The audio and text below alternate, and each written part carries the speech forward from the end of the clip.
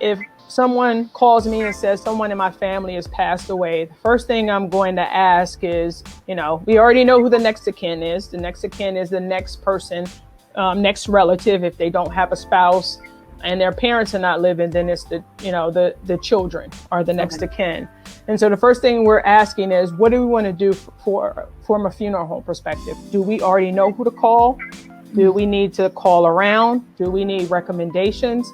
I hate to say this, but I always want to say is you should always have a funeral director on call. You should always have a funeral director that you're connected to in a way that you've been to a service and you like the way they execute it, so that you're not searching at the last minute, that you're really kind of clear.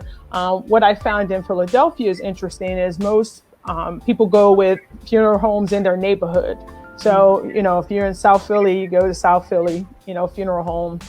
And so the have a funeral director or funeral home that you can call, right? Okay. Once you call them, then you should have some general idea of what you want to do. Do you want a direct cremation? Do you want a service? Do you want a burial in terms of disposition? So just some general ideas. And, what can happen is if you leave that information with the person you trust, then it's no fighting over it. It is there. It is clear. This is what mom wanted. Simple, right. Simple as that. And going into the process, the more you already know or understand about the wishes, the kind of easier it is for you to go through the process. And it's not like, oh, I'm pressuring you to have a limo. I'm pressuring you to have this. You already know what you're working with. Mom did not like flowers. Okay. So no need in talking about flowers, right? And so, right. The whole process is about really giving you an opportunity to provide what that person wanted in the way they wanted it. I had a family whose mother didn't want to be embalmed. She wanted a green burial. All right, then that's what we create, a green burial for her. And it's a hard time because you're trying to remember what mom said and you're trying to figure out what we have, because finances become a big part of the conversation as well. So it's all those things happening.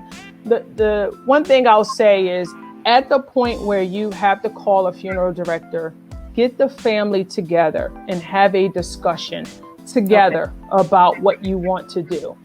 Sometimes it's, two siblings here and two siblings there and two siblings there, and it just causes tension. There's already enough stress because now you've lost your loved one. And then when you add on top of it, how are we paying for it? Where are the insurance policies?